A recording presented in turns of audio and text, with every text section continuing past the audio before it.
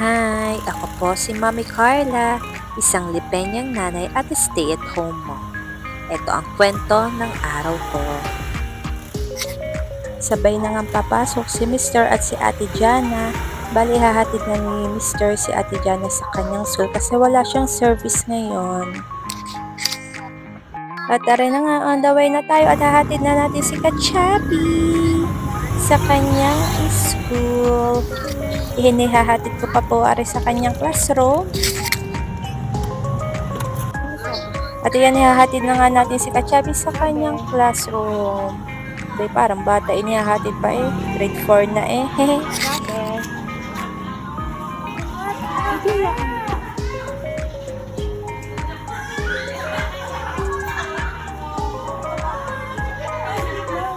At pag uwi ay di gising na si Baby Jenny, ay di arit kami lumabas na, ay di ginakitan ko muna at saka shoes. At nang makagala-gala naman at ayaw nang pumirmi sa bahay, gusto yung makalabas. Eh ang lamig-lamig po din sa amin sa lipa. Agang-aga, tagang tagiktik po ang lamig eh. Eh di ako'y naglalakad-lakad yan at nang ako na may ma-exercise at yan nasa likod ko nga si Jenny kasama ang nanay ulo. Naglalakad na nga kami ni Baby Jenny. Kami pabalik-balik din sa paglalakad at nakaka-exercise din nga naman eh.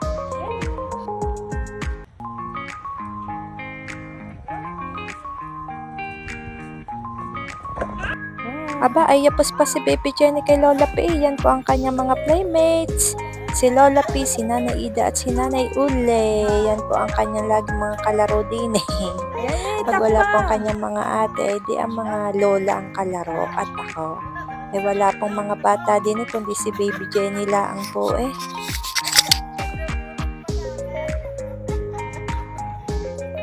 At pagkatapos nga namin maglakad-lakad, ay di kami kakain naman ng almusal. Ayan si Baby Jenny, nasubo na po ng kanyang paboritong lugaw. Nagustuhan niya po ngayon ng lugaw, kahit lugaw-lugaw araw-araw. At ako din po ay lugaw ang aking almusal dahil nag-order po si Lola P ng lugaw kay Ate Ceci.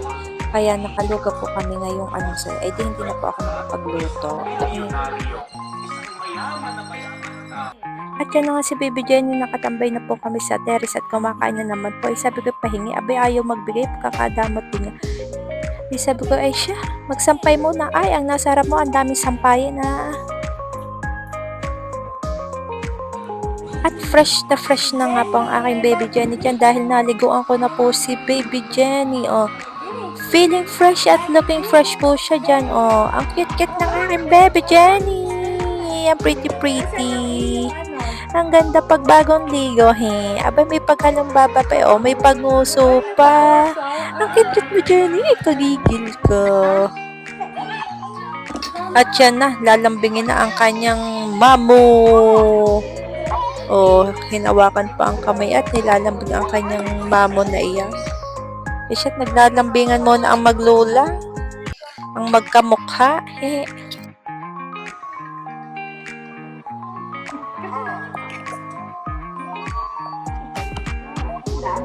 I brought some presents.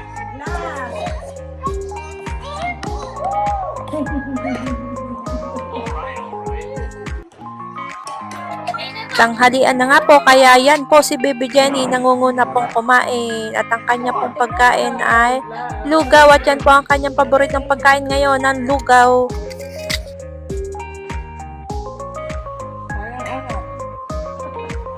At ngayon tanghalian nga po ako ay nag-isa ng sardinas. Bali hindi ko na nga po na-videohan kasi nga po nagmamadali na po ako nagluto.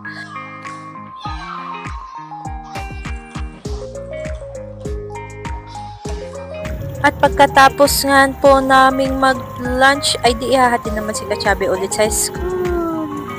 At ihahatid ko pa ulit ari sa classroom. Sabay dalawang ubay.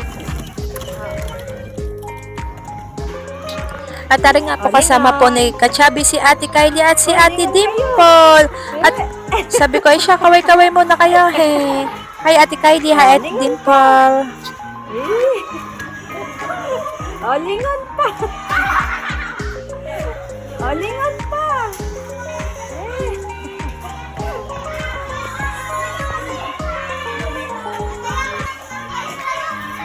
lingon pa.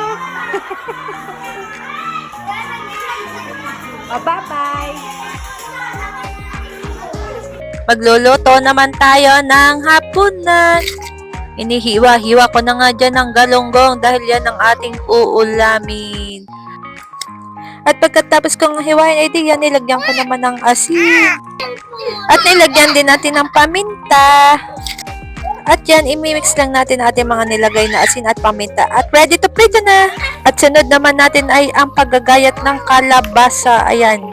Magugulay tayo ng ginisang kalabasa. Bali, wala na tayong ingredients na ilalagay. Kalabasa lang talaga. Igigisa lang natin yan sa sibuyas at bawang at lalagyan natin ng sabaw. At saka paminta. O, diga, sabaw na yan. Gulay na. Mauulam na rin, he.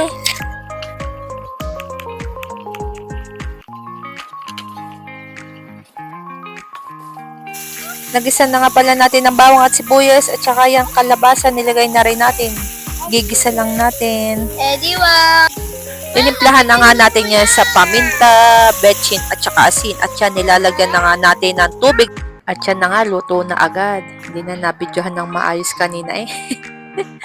At yan naluto ng ating gulay. At yan ang ating pritong galunggong. Yan ang ating ulam ngayong hapunan. Ay nagpahabol pa nga ako ng lulutuin sa kalabasa at nagustuhan kong magawa ng okoy na kalabasa.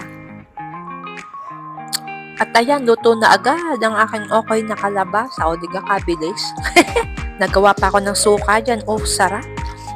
Ngayong hapunan ay nagluto ako ng kalabasa. Inisang kalabasa.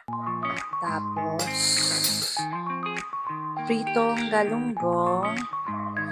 Tapos, okoy na may suka. Sarap! Kakain po tayo ng hapunan. Ako yung video, hindi pala nakarecord.